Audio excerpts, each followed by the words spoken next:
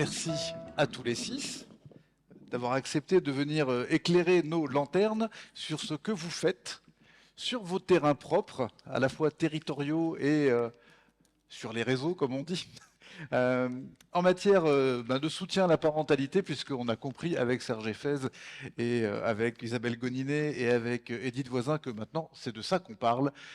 Donc, accompagner les jeunes, oui, et les parents, point d'interrogation, c'est tout le sujet. Et on va commencer avec notre invité d'honneur, en l'occurrence Eddy Chateaubon, pour la Guadeloupe. Oui, bonjour, pour cette deuxième journée de travail. Je vais renouveler mes remerciements pour l'invitation et cette mise à l'honneur des travaux qui sont transversaux au niveau de notre région Guadeloupe. En Guadeloupe, la réalité des familles est marquée par un territoire qui est un peu malade en matière de famille sur certains points.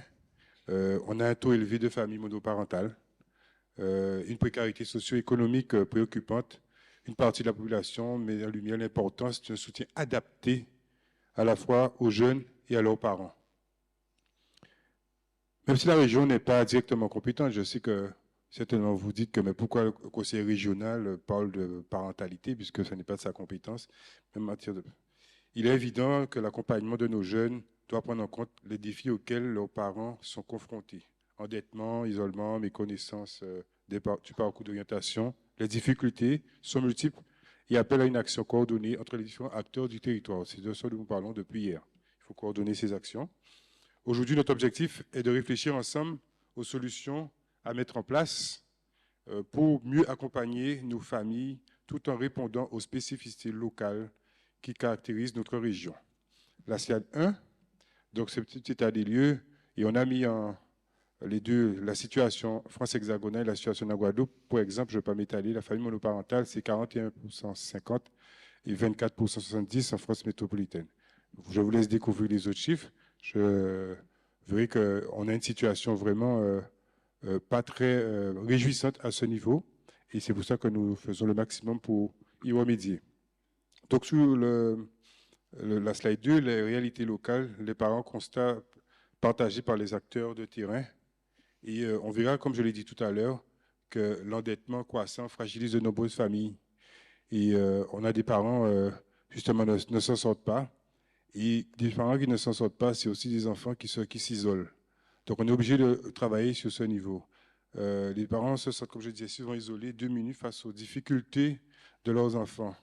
Parfois, ils vont vers l'addiction.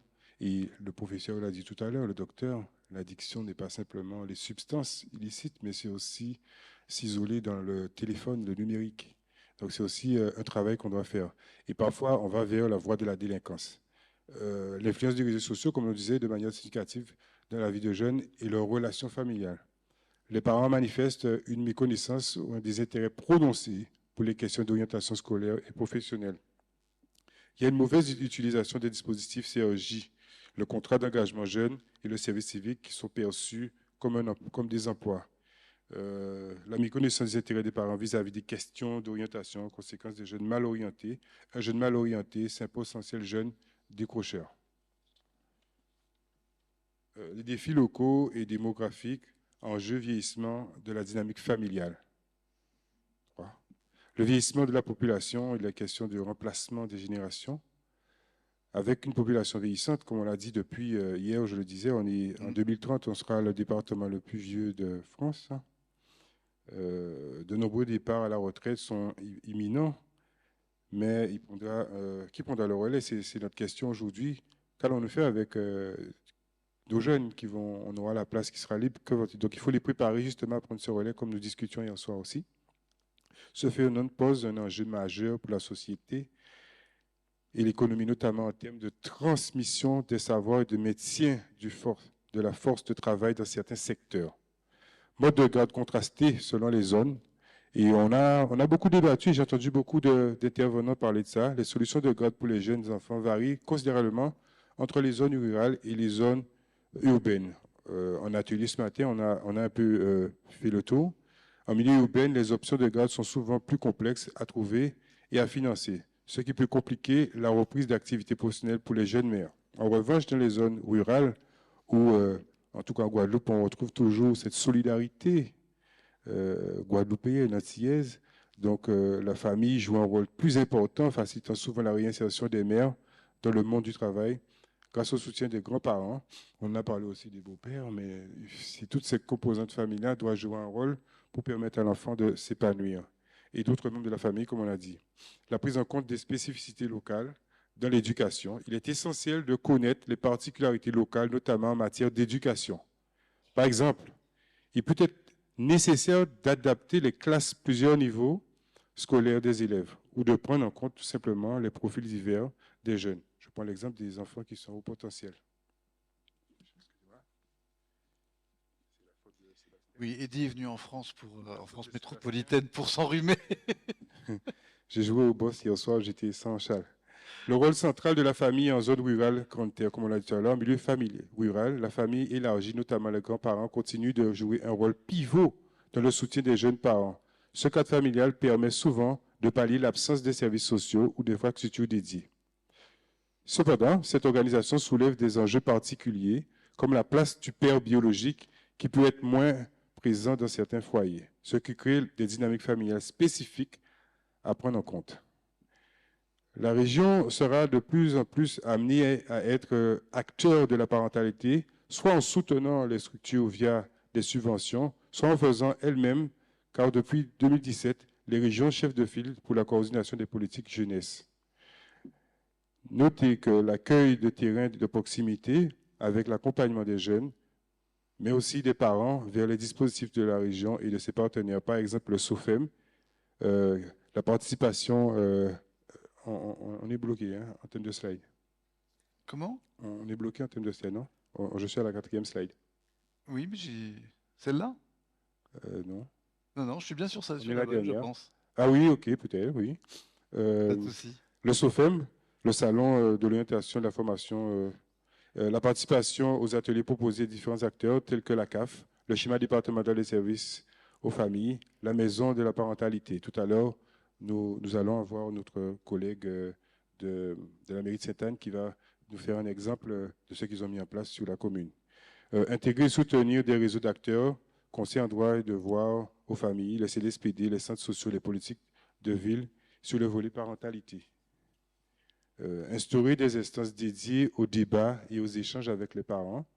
La salle des parents que j'ai entendue tout à l'heure, j'ai trouvé ça très intéressant, surtout que mécaniquement, il n'y a pas une salle des parents, mais il y a un lieu de rencontre des parents devant les écoles, où c'est vrai qu'on se pose la question après, c'est quel type de parents qui restent devant les écoles, parce que ceux qui bossent, ils déposent et ils partent. Donc Oui. il y a un travail à faire là-dessus aussi, pour cette salle des parents. Le SOFEM avec un espace dédié aux parents, avec un créneau, parce que lorsque nous organisons le SOFEM, le salon de l'orientation de la formation, nous rencontrons les parents, parce que souvent on remarque que les parents sont plus inquiets de l'avenir des enfants et viennent systématiquement parler pour leurs enfants, venir prendre des informations pour les enfants. Donc on a mis un créneau où on rencontre que les parents, on donne l'information qu'aux parents. Ce temps sera animé par des experts en tout cas. Je ne serai pas plus long, parce que la parentalité est un enjeu central pour l'avenir de notre jeunesse, particulièrement dans notre région, où les réalités locales, tant en milieu rural que urbain, soulèvent des défis spécifiques. Bien que la région ne soit pas directement compétente, comme on l'a déjà souligné en matière de parentalité, elle a un rôle clé à jouer en tant que coordinatrice de politique jeunesse, en soutenant les familles, en accompagnant les jeunes et en travaillant en étroite collaboration avec les acteurs de terrain. Nous pouvons mettre en place des dispositifs adaptés aux besoins croissants des parents et des enfants. Et l'objectif affiché est clair, offrir un cadre propice au développement et à l'épanouissement des jeunes, tout en renforçant les liens familiaux pour garantir à chaque génération un avenir serein et prometteur. Merci. Merci Eddie, on vous applaudit.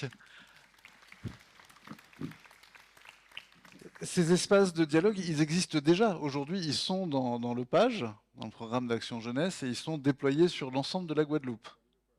Comment? Je parle des espaces de dialogue avec les parents, D'accord. C'est uniquement pendant cette action qu'on a mis en place un espace dédié aux parents. On les rencontre. C'est sur 3 jours, il y a le jour des parents. D'accord. Et Et sur le second point, intégrer, soutenir les réseaux d'acteurs engagés dans la parentalité, ça se traduit comment concrètement? Il y a un certain nombre d'associations, par exemple, qui sont détectées et soutenues par la région financièrement ou... voilà, c'est avec l'accompagnement du plan Action Jeunesse, justement parce que notre plan Action Jeunesse, c'est vraiment notre bras armé et qui va au-delà. Et on verra l'exemple tout à l'heure avec la commune de Sainte-Anne où nous l'accompagnons, soit financièrement, soit en ingénierie. Ok, c'est très clair. Bah, du coup, la transition est toute faite avec Evelyne Chéral-Vacher. Vous êtes deuxième adjointe à la mairie de Sainte-Anne. Je vous laisse nous présenter brièvement Sainte-Anne quand même. Faites-nous un peu rêver. Et puis ensuite, voilà, en complément de ce qu'Eddie a dit, qu'est-ce que vous faites sur votre propre terrain communal?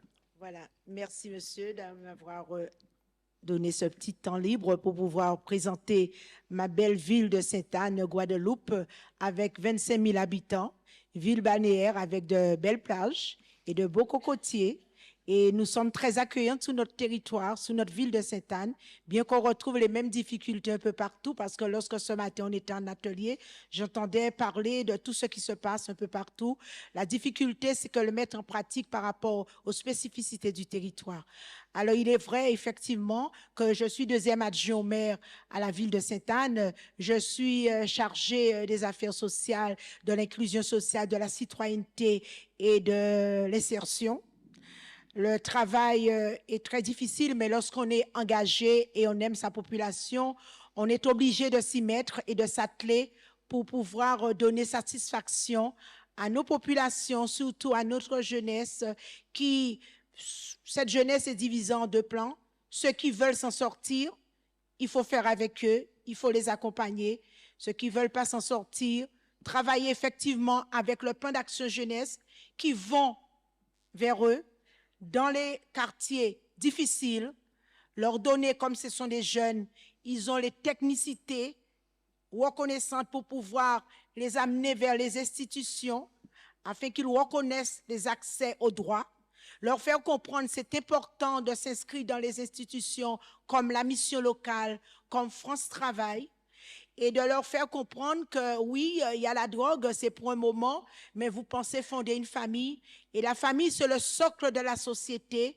Il faut savoir un jour réfléchir et de dire que je pourrais m'en sortir, et si je peux m'en sortir, je vais pouvoir donner des exemples à ceux et celles qui sont dedans, et d'ailleurs, nous avons les preuves par rapport à un jeune que j'ai rencontré parce que j'ai une autre casquette, je suis chargée de recrutement à France Travail. Et lorsque j'ai rencontré ce jeune me dit, Madame, j'ai réfléchi à ce que vous m'avez dit, je veux m'en sortir. Qu'est-ce que vous pourriez me proposer? Un stage. Ce jeune a été formé, il travaille et un jour il m'a interpellé, Madame, je voulais que vous fassiez la même chose pour mon copain qui était dans l'alcool, qui était dans la drogue, il veut s'en sortir.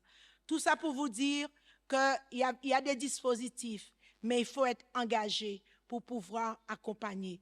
Et chez nous, à Sainte-Anne, nous avons deux dispositifs, le CLSPD, le Conseil local de la sécurité, où on travaille avec toutes les institutions, le Conseil régional, le Conseil départemental, le préfet, le sous-préfet, le procureur, avec toutes les instances comme la CAF, la sécurité sociale. Nous avons mis en place une équipe pluridisciplinaire qui analyse les besoins de chaque personne concernée par rapport à leurs problématiques. Au lieu de leur faire voyager à droite et à gauche, leur dire voilà, allez dans telle institution, on les réunit et on essaie de trouver une solution pour ces jeunes. Nous avons aussi le CDDF qui est le Conseil des droits à la famille et de la parentalité. Il est vrai, c'est un dispositif assez très importante. Comme ce matin, je disais, avant qu'on soit délinquant, avant qu'on soit dans l'alcool, il faut déjà creuser le trou au sein de la famille et dans les écoles. Et il faut savoir, lorsqu'on a mis ce dispositif en place, l'éducation nationale était très réticente pour pouvoir accompagner la famille, parce que le devoir du Conseil des droits de la famille, c'est d'accompagner la famille qui est en grande difficulté. Parce que lorsqu'un enfant a un décrochage scolaire, lorsqu'un enfant prend sa goude, au lieu de mettre de l'eau, met de l'alcool dedans, et l'enseignant qui a peut-être 20 élèves, 25 élèves à s'en occuper, il n'a pas le temps de le voir. C'est peut-être le conseiller d'éducation ou l'animateur qui constate ça et qui fait relancer un appel à nous parce que lorsque nous avons mis en place ce dispositif, nous avons réuni dans les quartiers la famille, la population pour leur expliquer l'objectif de ce dispositif qui est le CDDF. Et ne voilà-t-il pas, l'Éducation nationale a compris l'intérêt de travailler en partenariat avec nous parce que lorsqu'il rencontre des difficultés avec un enfant, il le signale.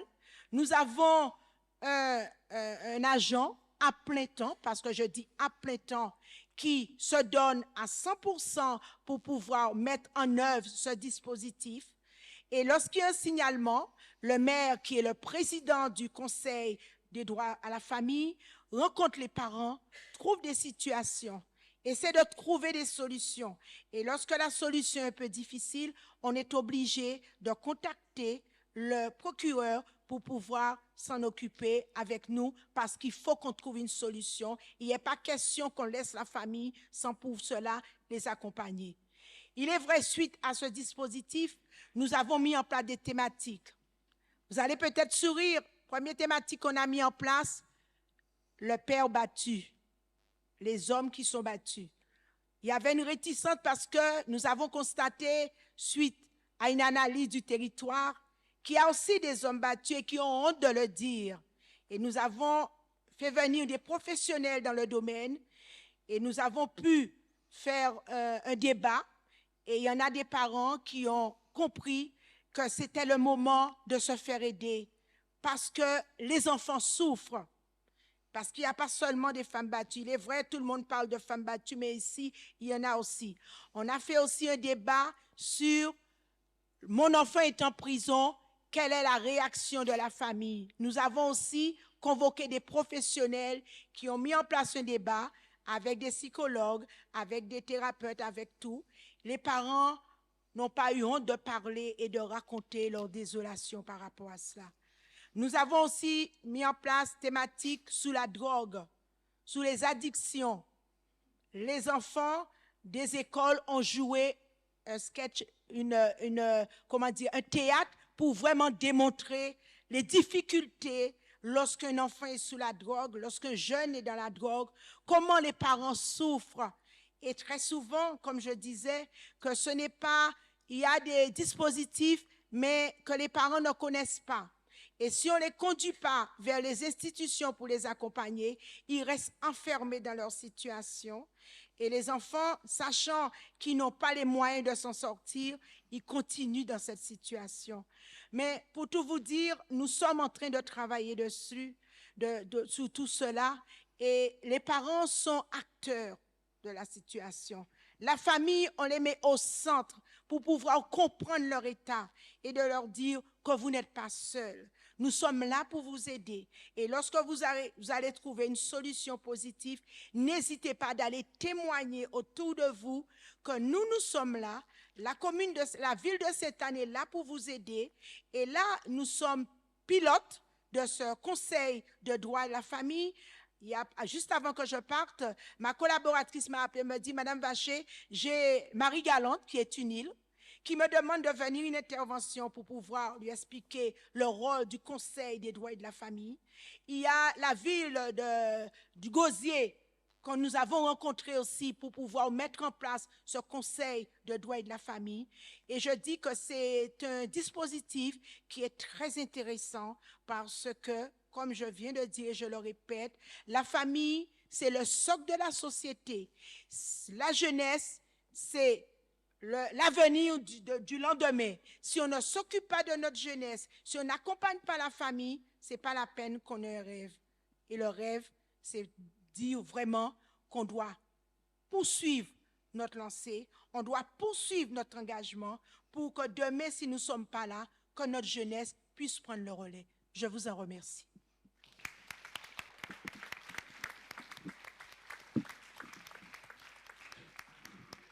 Merci beaucoup, merci beaucoup. On sent votre engagement, on sent que voilà, ces choses-là vous touchent humainement et cette motivation, ça va être un... Merci pour cette belle rencontre, Eddy.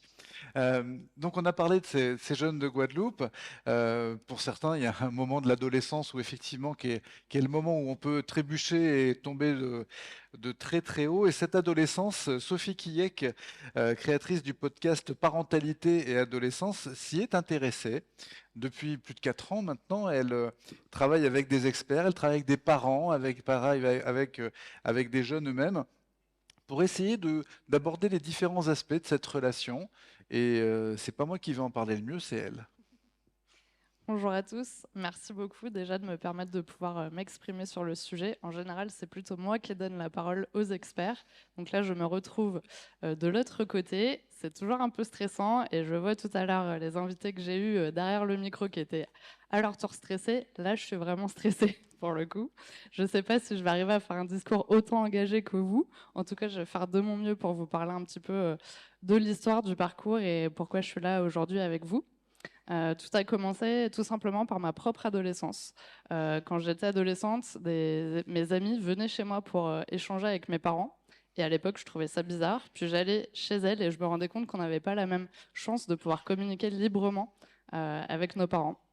Donc la période de l'adolescence, c'est un chamboulement à la fois pour l'ado, mais également pour le parent. Aujourd'hui, être parent d'ado, c'est assez compliqué. Ils ont des paramètres qui ne sont pas les mêmes que leur propre adolescence. Des parents se retrouvent face à des situations sans savoir comment forcément réagir. Et pour ceux qui estiment que globalement, ça va pas trop mal, finalement, c'est plutôt l'orientation et les écrans qui sont un peu leur bête noire. Donc aujourd'hui, il y a de nombreux sujets, en tout cas, de conflits entre les parents et les ados. Je gère toute seule le PowerPoint. Donc vous pouvez le voir. Alors j'avais préparé des petites notes, mais comme je le dis à mes invités, souvent le mieux c'est de le faire sans les regarder. Donc je vais le faire sans le regarder. Et si j'oublie des trucs, eh ben, j'en suis navrée. Donc je pense que pour beaucoup, vous voyez quand même plusieurs sujets au quotidien. Donc je ne vous apprends rien. Assez récemment, j'ai passé la formation des premiers secours en santé mentale dont on a parlé et on en parlera aussi Vendredi, demain. absolument. Et je trouve que c'est un outil vraiment incroyable et sincèrement, tout le monde devrait faire cette formation parce que ça déstigmatise vraiment la santé mentale, ça apporte vraiment des ressources, en tout cas pour pouvoir accompagner au quotidien. Je vais enchaîner du coup à là où j'en suis arrivée. On a décidé de fonder Parentalité Adolescence. Donc, c'est un écosystème dans lequel les parents d'ados peuvent trouver des ressources en fonction de leurs besoins auprès d'experts du domaine. Et tout ceci est arrivé par la création du podcast, qui a bien évidemment aujourd'hui un peu plus de 4 ans. Il aura 5 ans au mois de mai. Donc, c'est un podcast sur lequel j'interviewe des experts donc de tout type. Ça peut être des psychologues, des éducateurs, des coachs, en fonction de la thématique qu'on souhaite aborder. Alors l'adolescence, c'est un vaste sujet et j'ai voulu un peu l'organiser pour éviter d'être perdu là-dedans. Donc ce que je fais, c'est que chaque mois, je choisis une thématique sur laquelle on aborde au moins, on comprend au moins 4 épisodes. Il y a un épisode par semaine, donc vous avez au moins 4 épisodes sur une thématique donnée. Après 4 ans de podcast, il y a énormément de sujets qui ont été abordés. On a plus de 190 épisodes aujourd'hui. Donc vous avez de quoi faire si jamais vous avez envie de chercher des informations. Ce qui est bien, c'est qu'au mois de septembre, on a reclassé un petit peu ces informations parce que bien évidemment, ça peut être un peu pénible de scroller à l'infini 4 ans de podcast. Donc vous pouvez retrouver directement sur le site les catégories, en tout cas qu'on a essayé de classer pour que ça soit un peu plus facile pour vous de retrouver. Mais sinon, il y en a plein encore qui continuent de m'écrire des messages en privé pour que je leur dise où est caché cet épisode. Donc, le podcast a débuté et aujourd'hui, donc, le podcast est disponible en audio et en vidéo parce que oui, bien évidemment, un podcast, normalement, c'est que de l'audio, mais je viens du monde de la com et YouTube est le deuxième moteur de recherche après Google, donc c'était pas négligeable en termes de référencement et au-delà de ça, beaucoup de parents aiment bien quand même regarder les personnes qui sont en train de parler. Voici quelques retours d'auditeurs. Alors, principalement, quand j'ai créé le podcast, moi, je pensais aider les parents d'ados. Il s'avère qu'après quelques entretiens avec les auditeurs du podcast, je me suis rendu compte qu'il y avait beaucoup de professionnels qui écoutaient également le podcast, et notamment des infirmières scolaires, tout simplement pour compléter en fait leur formation, parce qu'elles font face, elles, en première ligne aux problématiques du quotidien. Donc, professionnels vous êtes aujourd'hui dans cette salle. Donc, si jamais vous souhaitez que l'on puisse créer des supports dont vous avez besoin, eh ben, n'hésitez pas en tout cas à nous écrire parce qu'on sera ravis de pouvoir vous aider. C'est vous qui êtes au cœur vraiment des problématiques. Donc, ça peut être chouette de créer des supports qui vous aident au quotidien. On a également été sur le terrain girondin, parce que oui, je suis bordelaise. Et donc, quand on a créé l'association, on a organisé dans les 6 premiers mois 6 rencontres entre professionnels. Donc, une fois par mois, on a organisé ça, tout simplement parce qu'en interviewant les personnes, je me suis rendu compte qu'il y en avait plein qui avaient des métiers complémentaires et qui ne se connaissaient pas forcément. Donc, j'ai voulu qu'ils puissent se rencontrer pour créer des synergies entre eux. On a enchaîné avec les 3 ans du podcast. On a organisé un événement qui a rassemblé une 50aine de personnes, donc les pros du réseau, les invités du podcast. Et j'ai interviewé des invités partout en France, donc bien évidemment, tout le monde n'a pas pu venir ce jour-là. Mais ça a quand même créé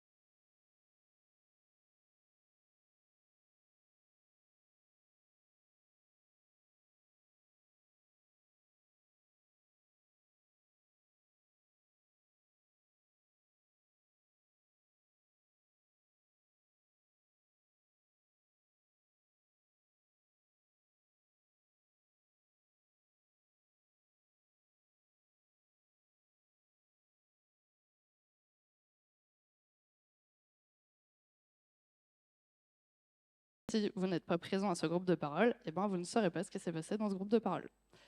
Ensuite, en cours de développement, donc il y a un pôle d'experts. Donc c'est une équipe pluridisciplinaire qui va pouvoir aider de façon individuelle les parents en visio. Tout simplement, vous allez vous dire, il y a beaucoup de digital dans cette histoire. Effectivement, le podcast, qui était un peu l'origine de tout ça, est accessible partout. Donc le but, c'est de pouvoir continuer à proposer des choses qui soient accessibles partout à tout le monde. Le pôle d'experts n'est pas voué à être un répertoire ou un annuaire de professionnels, donc c'est une petite équipe qui va vraiment être le noyau de l'association et va pouvoir faire également remonter des informations, des problématiques du quotidien et en faire des épisodes de podcast si besoin. Donc l'association rentre dans un environnement où il y a déjà beaucoup d'acteurs dont vous faites partie pour la plupart, et ainsi que des services téléphoniques de ligne d'écoute pour les jeunes. Donc l'objectif avec cette association, c'est vraiment de pouvoir accompagner les parents d'ados et les professionnels partout en France. On va le dire comme ça, mon but, c'est pas de vous voler votre travail, mais plutôt de vous soutenir. Donc l'objectif, c'est plutôt de travailler ensemble, de co-créer des projets ensemble pour, premièrement, vous mettre en avant. Je me suis rendu compte tout simplement qu'en participant à des réunions d'associations, par exemple à Bordeaux, on a plus de 8000 associations, tous sujets confondus, hein, c'est pas du tout sur la jeunesse. Mais le problème, c'est qu'il y a des associations où il y a des personnes qui sont engagées, passionnées, qui font des projets extraordinaires. Le problème, c'est que dans l'équipe, il n'y a pas forcément un communicant.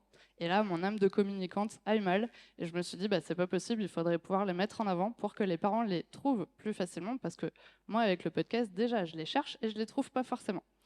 Donc, l'objectif de cet asso, c'est vraiment de pouvoir mettre en avant tout ça. Donc, si je vous fais un petit schéma explicatif, l'objectif, c'est de visualiser un portail pour les parents d'ados en se disant, voilà, on a un parent d'ado, on est en difficulté, on cherche des ressources où on peut trouver de l'information.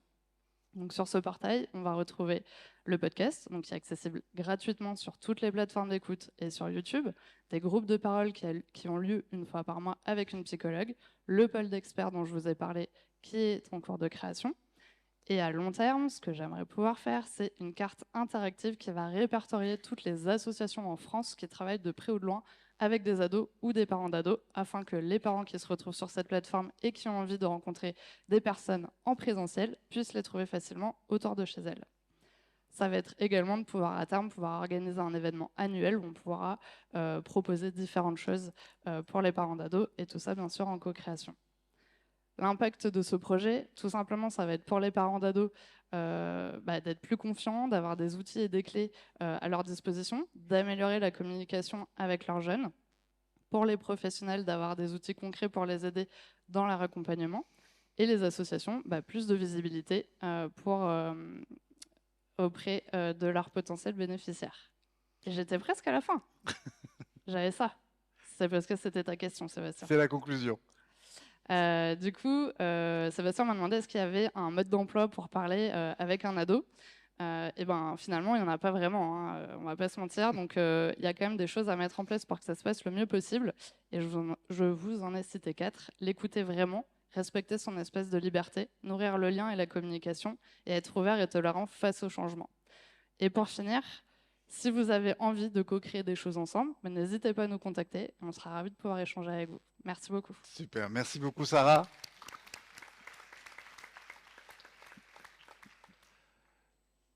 Merci beaucoup. Oui, je vous invite à aller faire un tour, à regarder l'ensemble des contributions, et puis peut-être parfois, si vous pensez pouvoir être utile, proposer à Sarah d'être interviewée en présentiel ici ou à distance demain. Le Cher. Chers amis, le jeu de mots est facile, il s'en passe de belles dans le Cher, paraît-il, en matière de parentalité et de jeunesse. Donc, dans l'ordre, Alain Néron, puis Catherine Guénin, puis Emmanuel Crétier, vous allez nous donner une vision un peu à 360 de ce qui se passe en matière de parentalité dans le Cher. Antoine, pardon, Alain, Alain, vous avez la main, enfin c'est moi qui appuie sur le bouton. Voilà, et vous êtes un peu notre invité surprise. On y va. Merci. Donc Alain Néron, je suis chef de projet au conseil départemental du Cher, à la direction enfance famille, mais je suis surtout là aussi en tant que co-animateur départemental du réseau parentalité.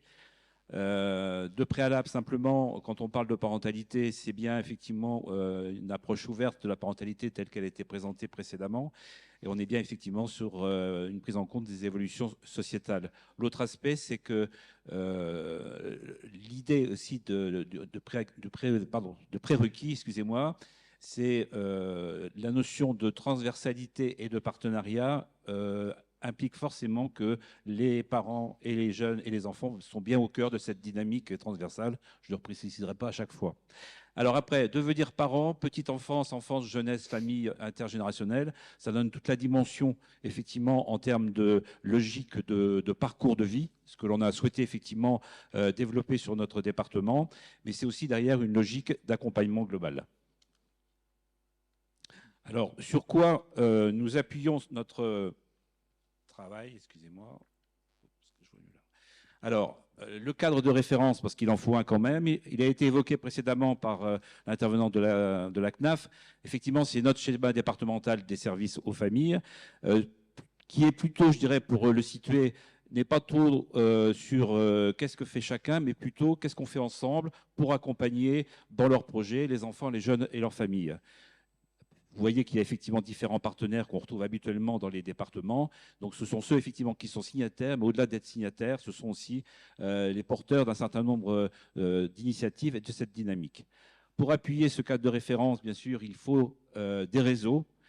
Élément important de notre département, effectivement, on s'appuie sur une quinzaine de réseaux qui, chacun, à leur manière, par leur porte d'entrée, contribuent effectivement à cette dynamique parentalité.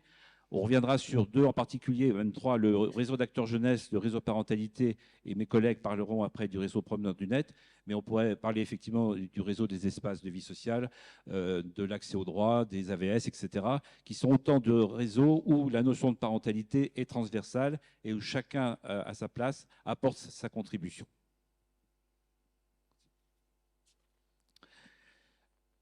Alors,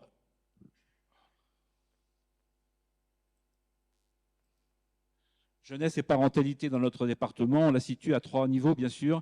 Au niveau local, tout d'abord, effectivement, les collectivités locales, telles que les services jeunesse, PRJ, les espaces de vie sociaux, les centres sociaux, les PAEJ, etc., sont autant de partenaires dans notre département qui s'intègrent dans cette dynamique. Et puis, bien sûr, les associations de nature très, très différente qui vont de la petite enfance, effectivement, à la jeunesse, qui participent à cette dynamique. Au niveau départemental, on retrouve les partenaires incontournables et je dirais pas que dans la signature là non plus, mais qui sont véritablement acteurs de cette dynamique. J'en profite pour en saluer deux qui sont la CAF et les services de l'État qui sont présents cet après-midi avec nous sur ce colloque, avec qui nous travaillons de concert depuis plusieurs années. Mais il faut ajouter à cela des structures départementales importantes telles que l'UDAF, telles que les structures ou les mouvements d'éducation populaire, et la maison des adolescents qui a été évoquée dans la précédente table ronde. Et tout ça, effectivement, est animé par un réseau des acteurs jeunesse qui regroupe l'ensemble des réseaux des structures intervenant auprès de la jeunesse. C'est plus de 80 structures qui sont impliquées dans le réseau et qui apportent chacun leur contribution pour donner une dynamique jeunesse et une dynamique à la parentalité. Et au niveau régional, deux des acteurs, il y en a certainement d'autres, mais deux des acteurs incontournables, c'est d'une part le CRAGEP et le CRIJ par rapport à tout ce qui est information jeunesse.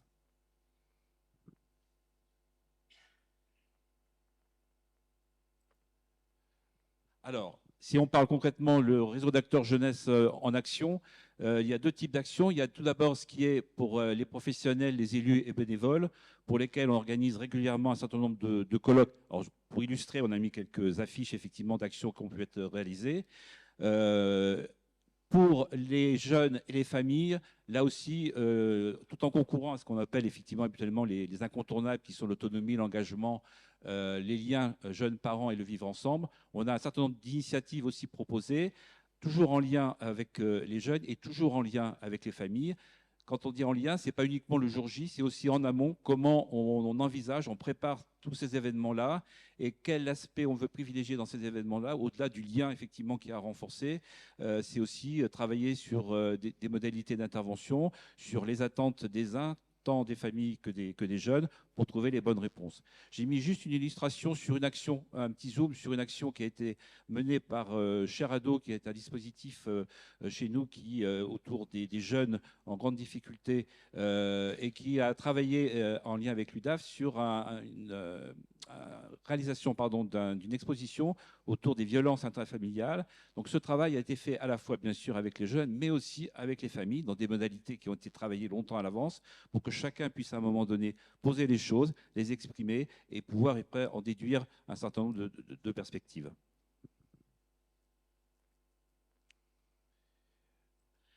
Le Rage en Action, c'est aussi un lab action qui a fonctionné il y a 2 ans, qui a permis de travailler à la fois avec les professionnels, les jeunes et puis les familles sur les parcours familiaux, éducatifs et citoyens, comment chacun envisageait ce type de parcours, qu'est-ce qu'il recouvrait, comment chacun souhaitait y contribuer et quelle pouvait être la place des professionnels. On a aussi travaillé dans le cadre du réseau d'acteurs jeunesse sur les formations sur les compétences psychosociales. C'est des choses qui ont été évoquées entre autres ce matin dans les ateliers, tant par rapport effectivement aux jeunes, mais aussi par rapport aux familles. Et puis troisième élément par rapport à ce réseau d'acteurs jeunesse, ce sont je vais y arriver, ce sont des rendez-vous, voilà, du Rage, des webinaires. Voilà, j'arrivais pas à retrouver le nom, les webinaires qui permettent régulièrement tout au long de l'année, de proposer des rendez-vous à l'ensemble des acteurs jeunesse. Cette initiative a démarré tout de suite après le Covid, parce qu'il y avait une volonté, un besoin des professionnels, des élus et bénévoles de se rencontrer d'une manière ou d'une autre et d'évoquer un certain nombre de sujets. Donc nous mettons en place régulièrement avec l'État, la CAF et le Conseil départemental un certain nombre de webinaires en partenariat avec des services compétents, je dirais, dans les domaines qu'on souhaite aborder. L'autre volet de la parentalité, il y a la parentalité effectivement ciblée jeunesse, mais il y a le REAP, le réseau d'écoute et d'appui à la parentalité pour l'ensemble des familles, donc qui intègre la famille dans son ensemble, les enfants, les jeunes, les grands-parents, l'intergénérationnel. Et là aussi, nous avons un certain nombre d'initiatives qui vont à la fois de l'aspect à la fois festif. C'est une porte d'entrée qu'on a choisie, festif et convivial, qui permet effectivement de faire venir un certain nombre de familles lambda, pas forcément des familles ciblées ou stigmatisées, c'est bien l'ensemble des familles, autour d'un après-midi où ils auront l'occasion de participer à des ateliers ensemble pour favoriser effectivement ce lien, mais aussi de pouvoir évoquer des questionnements en rencontrant des professionnels, en voyant une exposition, en découvrant un certain nombre de projets. Et ça permet effectivement, c'est une porte d'entrée qu'on privilégie sur notre département pour amener le plus possible de familles à s'investir là-dedans. Autre aspect du REAP, c'est le colloque. Tous les 2 ans, nous avons aussi un colloque parentalité. Cette année, par exemple, il y a lieu donc, le 15 novembre. Et le thème, c'est la parentalité en mouvement, de nouveaux horizons, de nouvelles pratiques à construire. On est en plein dans la thématique aussi du colloque. Pour terminer, dans la question, je me rappelle du message que vous avez envoyé, qu'est-ce qui pouvait nous interroger. Alors voilà, on l'a mis comme ça, c'est un peu ce qui ressort des échanges avec tous mes collègues. Ça marche si on lève certains freins que sont l'absence de portage politique, qu'on retrouvera aussi en levier si toutefois on a la chance de bénéficier d'un portage politique dans nos collectivités, l'insuffisance de moyens humains et financiers, la mobilité des publics et en particulier des jeunes en rural, ce qui est notre cas dans le département, le contexte sociétal qui rend difficile pour les jeunes et les parents de se projeter, les représentations qui sont encore bien ancrées, que ce soit des familles entre elles, que ce soit des élus, que ce soit des professionnels, etc. Et enfin, les dispositifs qui fragmentent l'accompagnement des familles et des jeunes. Par contre, on a aussi des leviers qui sont, par exemple, l'existence d'un portage politique, ça arrive, la culture commune autour du partenariat, surtout avec les jeunes et les familles eux-mêmes, la dynamique associative, la territorialisation pour une plus grande proximité, l'expérimentation, c'est-à-dire savoir faire un pas de côté aussi pour aller voir ce qu'on peut construire avec les familles et les jeunes, la dynamique familiale parents-enfants et parents-jeunes. Tout ça n'a de sens, effectivement, que si, à minimal, il y a une coordination qui existe. Et ça, c'est un point sur lequel on a beaucoup insisté dès le départ, à savoir qu'il y a des réseaux, il y a un certain nombre de choses, mais ça fonctionne que s'il y a réellement une coordination, pas quelque chose de très lourd. Nous, on a un comité d'animation qui regroupe les responsables de réseau, on a un comité de pilotage en termes de gouvernance. Tout le reste, il faut que ça reste dans... je dirais dans le quotidien, dans l'informel, dans la relation, qui va faire effectivement qu'on va pouvoir amener le maximum d'enfants, de jeunes et de familles autour de tout ça. Merci. Merci Alain, on vous applaudit. Merci pour ce 360. Vous connaissez la haine, maintenant on a l'orage.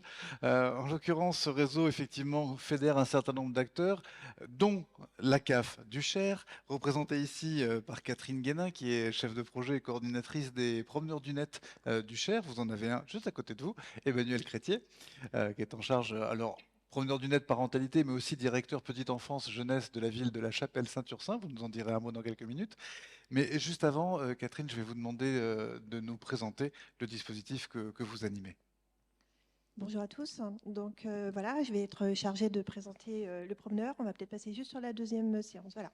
Alors, d'abord, on appelle un dispositif promeneur du net, mais en fait, c'est une démarche voilà, qui vient quand même de Suède, si on rappelle un peu le contexte. Le Cher a été le 2e département pilote à s'engager dans cette démarche et a essayé de trouver... alors, c'était une expérimentation qui avait été faite sur des quartiers un peu spécifiques dans notre département et qui avait suscité, en tout cas, le questionnement de pas mal de professionnels, de se dire, bon, les structures n'étaient plus forcément fréquentées par les jeunes, mais où étaient ces jeunes ? Donc la démarche qui vient de Suède a fait que finalement tout un collectif finalement de professionnels s'est engagé sur cette réflexion et de savoir comment on pouvait assurer là où étaient les jeunes, c'est-à-dire sur une rue numérique, comment on pouvait engager finalement une présence éducative en tant que professionnel. Alors, on a pris un petit peu notre bâton de pèlerin, ça a mis du temps, ça a questionné, ça questionne toujours.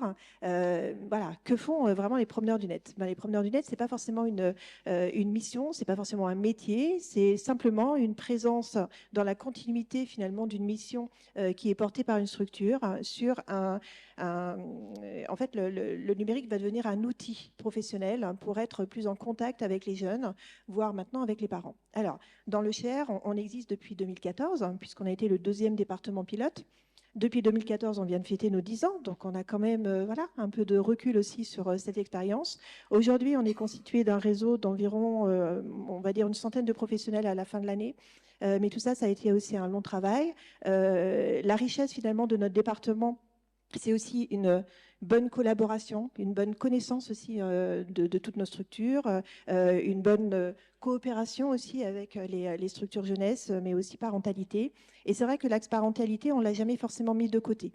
Tout simplement parce que moi, quand je suis arrivée sur la démarche en 2017 avec mon binôme, on va dire, voilà, qui est plus sur la partie opérationnelle et qui est Madame Sandou Valette, pour ceux qui la connaissent, et sur l'appelée ATACEP, hein, qui est une association déjà de prévention, on s'est quand même interrogé aussi sur, à 12 ans, est-ce qu'on est légitime en tant que professionnel pour aller directement se mettre en lien aussi avec un jeune. Donc la parentalité nous a tout de suite questionné en disant, attention, on ne peut pas non plus mettre les parents forcément à l'écart sur cette question de la présence éducative d'un professionnel sur un réseau social.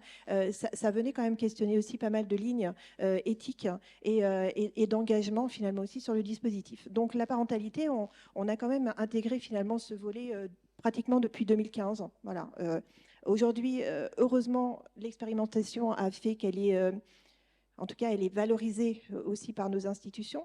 Et encore plus finalement avec les questionnements des parents. C'est vrai qu'on a parlé de cette période sanitaire voilà, inédite, mais c'est vrai que pour le dispositif, ça a été un vrai levier.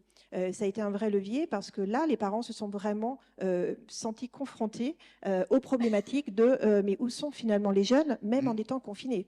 La communication finalement Ils sont dans leur chambre, mais où sont-ils? Eh bien oui, où sont-ils? Donc les enfants de la chambre, très bien. Alors ça peut être rassurant de trouver ces enfants dans une chambre. Au moins ils ne sont pas à l'extérieur et puis ok, ça rassure. Mais finalement, tout l'accompagnement éducatif avait aussi finalement sa particularité parce que finalement les parents se sont aussi questionnés de mais qu'est-ce qu'ils font sur ces réseaux sociaux? Donc il y avait de l'inquiétude aussi quand on a commencé à voir la médiatisation voilà, des dangers d'Internet. Là, ça a commencé un peu à questionner. Ah, bah, finalement, ils ne sont pas simplement qu'avec les copains, ils peuvent être aussi en lien avec des personnes qui ne sont pas forcément bienveillants. Mais on s'est rendu compte aussi que la parentalité, nous, on l'a aussi fait évoluer parce que, bien sûr, notre réseau et cette interconnaissance et justement la plus-value d'avoir finalement du professionnel autour de nous permet de pouvoir se questionner, de mettre des groupes de travail, des groupes de réflexion. On parlait des labs actions aussi hein, avec le REAP. La question du numérique, elle interroge.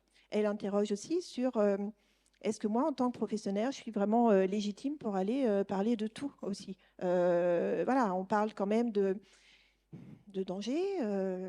Est-ce que le professionnel va être à l'aise quand on commence à sentir que finalement un enfant va se mettre aussi finalement en image hein, sur un réseau social de manière un peu dénudée, qu'il risque aussi finalement de se mettre un peu en danger quand même. Et on se rend compte que là, eh bien, il y a quand même des effets pervers de cette rue numérique hein, que les parents n'avaient pas du tout maîtrisé. Donc ça, c'est extrêmement intéressant pour nous d'avoir aussi eu des questionnements. Par rapport aux parents. Alors, on a forcément créé plein d'outils, hein, vous êtes en train de les voir défiler, parce qu'on part du principe aussi qu'il faut aller vers, bien évidemment, mais ce sont les parents qui sont les premiers aussi concernés par l'éducation de leur enfant. Donc, qu'est-ce qu'ils en savent finalement aussi du réseau social? Qu'est-ce qu'ils voient de leurs usages? Qu'est-ce qu'ils en comprennent? Ça, c'est aussi vraiment un observatoire extrêmement intéressant pour nous. Et en même temps, eh bien, ça permet de lever aussi des freins, mais ça permet aussi de pouvoir échanger, d'identifier les pratiques hein, et de pouvoir aussi comprendre que le numérique n'est pas simplement que un danger finalement pour l'enfant, il peut être aussi voilà, une vraie source d'enrichissement. On a un peu changé notre discours hein, quand même aussi, c'est-à-dire qu'on était quand même beaucoup au départ sur un dispositif plutôt, j'allais dire, descendant avec attention aux dangers d'Internet. Aujourd'hui, on en a fait quand même un peu plus un outil d'accompagnement des parents, d'accompagnement des jeunes aussi, et on arrive à être beaucoup plus en lien avec eux via ces réseaux sociaux. Alors, on n'a pas vocation à aller sur tous les réseaux sociaux. On a simplement vocation à pouvoir être présent ou en tout cas à être identifié pour que finalement le jeune sache où trouver le professionnel, puisque de toute façon, il est déjà identifié par une structure. Donc, le tout, c'est aussi de faire vivre la structure sur les réseaux sociaux pour qu'il y ait aussi, après, toute la construction d'un climat de confiance, toute la construction finalement de...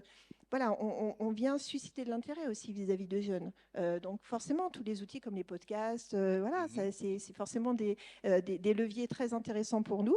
Et on essaye de dédramatiser, en tout cas, ce réseau social, sans oublier qu'il y a des vrais dangers. Mais on n'en parle pas comme ça de façon directe. Il faut quand même amener les parents à eux-mêmes réfléchir à finalement la difficulté qu'on peut avoir à être parent aujourd'hui quand on est nous-mêmes concernés et happés par le quotidien du numérique. D'ailleurs, si vous revenez un tout petit peu en arrière, on a fait aussi des photolongages pour montrer qu'à un moment donné, et vous disiez totalement tout à l'heure, Monsieur Tisseron qui a interrogé finalement les jeunes en disant bon, et vous, pour vous, les parents, est-ce qu'ils sont sur les réseaux sociaux? Voilà, ben c'est un petit peu voilà la dernière vignette où le parent rentre encore happé par sa vie professionnelle à la maison et comment on arrive finalement à dissocier aussi la présence parentale, la présence à l'enfant.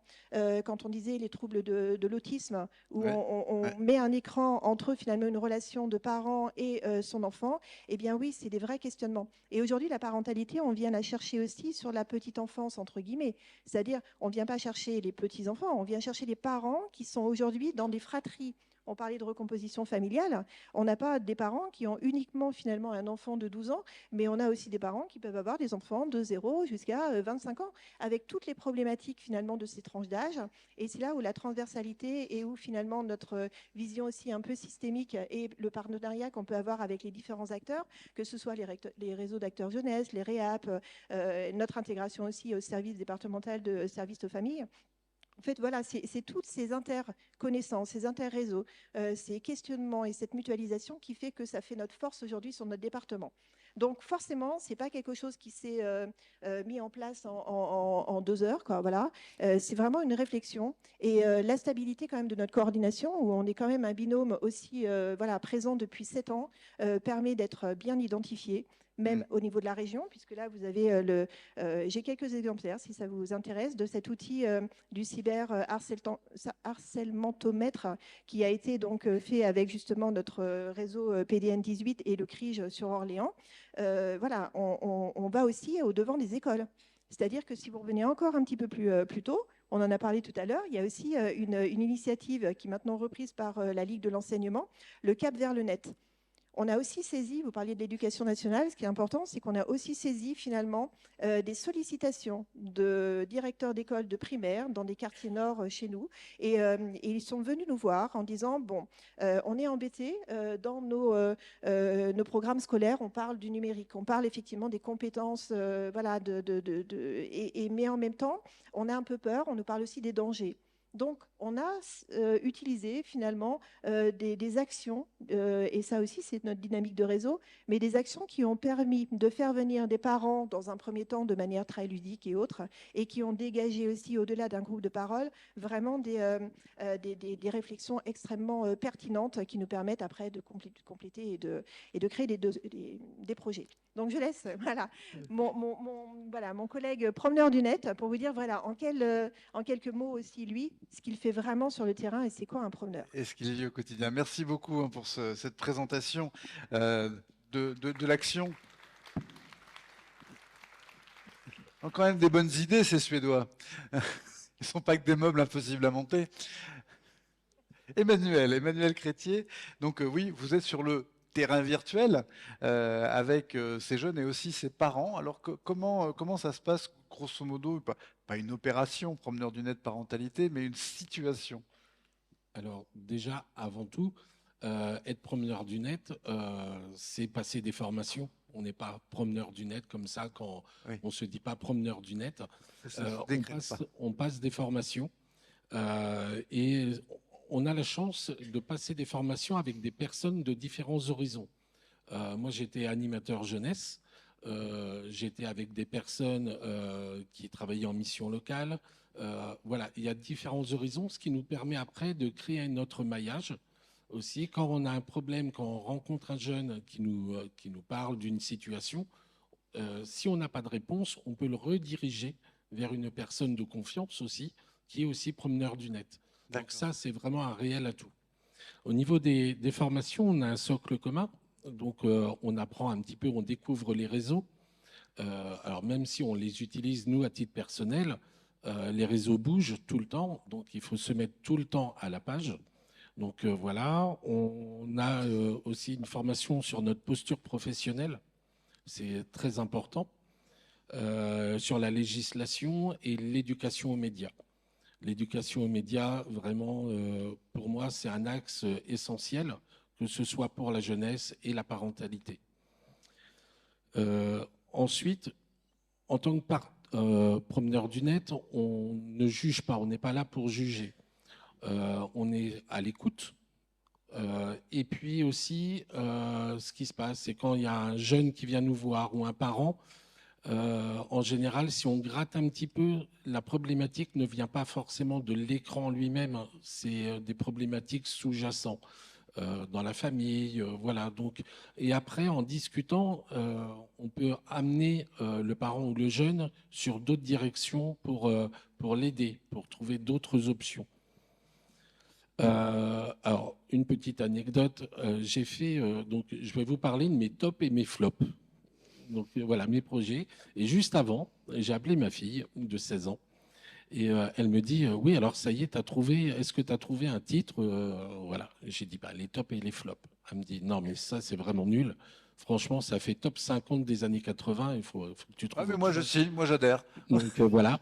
Donc c'est ça aussi, voilà, la discussion avec les ados. C'est, on n'est pas forcément toujours d'accord avec les ados. C'est pas parce que on utilise les réseaux sociaux qu'on doit être tout le temps en adéquation avec eux. On doit aussi discuter, donner notre vision personnelle, et puis avoir notre posture professionnelle.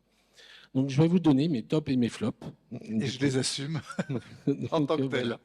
Donc en fait, moi j'aime expérimenter et j'adore les jeux vidéo. Donc je me suis dit, moi je prends tout ce qui est réseaux sociaux, écran, jeux vidéo comme des outils. Création, par exemple, de manifestations de rétro gaming.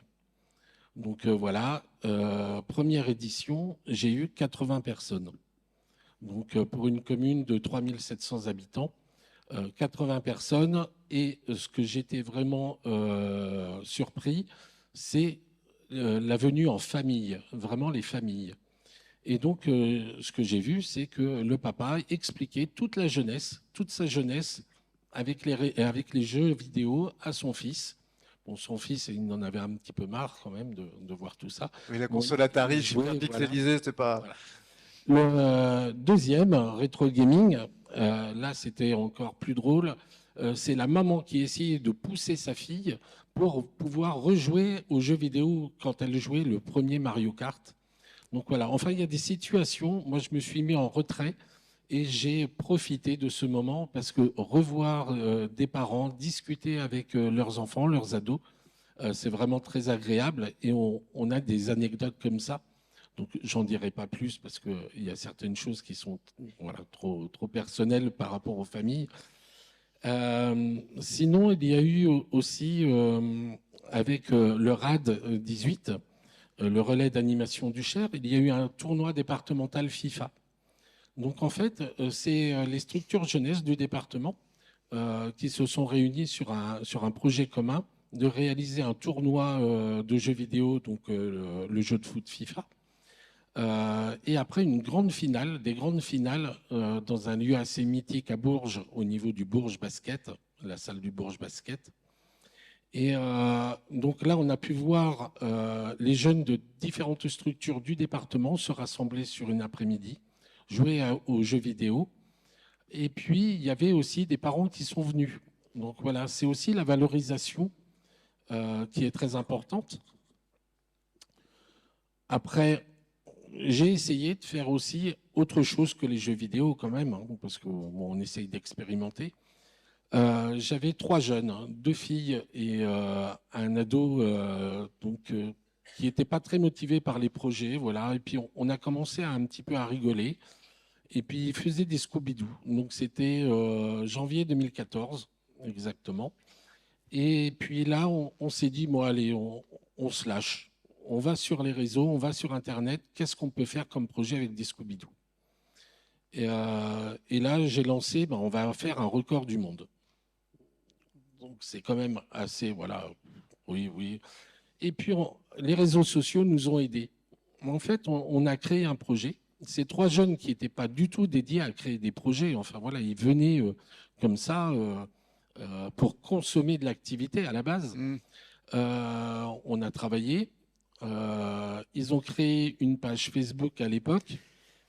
Et puis, la page Facebook, donc, nous, on a fait aussi de la communication, on a créé des affiches, on a travaillé sur le projet. Ils ont cherché des partenariats.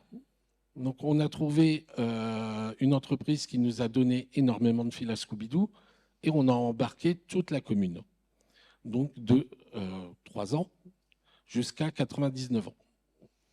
Ils ont réalisé des Scooby-Doo. Le petit truc. Heureusement que vous avez un vrai métier à côté. Hein. Ouais, voilà. Ces jeunes-là n'avaient aucune compétence en vidéo, mais des personnes souhaitaient en fait savoir comment on refaisait des Scooby-Doo. Des personnes de 60, 70 ans venaient nous voir, mais comment on fait? Ils ont créé un clip vidéo pour faire une notice. Et donc, on a expliqué à ces personnes, vous pouvez aller voir sur YouTube, ils ont créé une vidéo. On a partagé sur la page Facebook. On a eu des retours du monde entier de Scooby-Doo. Madagascar, Canada. On a eu 1 ou 2 Scooby-Doo dans des enveloppes. Mais voilà, c'était... Et on a créé un projet intergénérationnel. Et on a continué, on a utilisé les réseaux comme ça. Résultat, septembre 2015, on a fait le record du monde, qui est toujours homologué au livre des records. Combien? 990 mètres. Pourquoi pas 1 kilomètre? Parce qu'on n'y arrivait plus. On en avait marre des Scooby-Doo. Bravo. Donc voilà, en fait, mais alors, dernière petite chose, le flop, parce qu'il y a des flops aussi quand même. Au niveau des parents, je m'étais dit, voilà, j'ai beaucoup de parents qui viennent me voir, voilà, on a des questions, comment on fait ça? Et je me suis dit, c'est intéressant. Donc là, on va avoir des personnes potentiellement intéressés par ce sujet quand même sur les réseaux. Et puis, grosse communication, flyers dans toutes les boîtes aux lettres de la commune, tout ça. Le soir même de la réunion d'information, j'ai eu 5 adultes, dont 2 élus qui m'encourageaient à continuer. Mais voilà, c'était un peu compliqué quand même. On a compris tout de suite qu'en fait, les adultes, enfin les parents, n'osaient pas venir parce qu'ils se sentaient pointés du doigt. Et ce n'était pas notre objectif du tout. Nous, c'était un partage. Du coup, on a changé d'optique. On a créé une réunion où c'était plus dans le ludique. On a fait découvrir des activités et en même temps, on a parlé des problématiques. Et là, on a eu 39 parents qui sont venus. Et donc, on continue dans cette dynamique. Voilà. Merci. Merci beaucoup. On vous applaudit, vous Emmanuel, et puis l'ensemble de nos intervenants de ce panel. Merci beaucoup. Je vous rends votre liberté.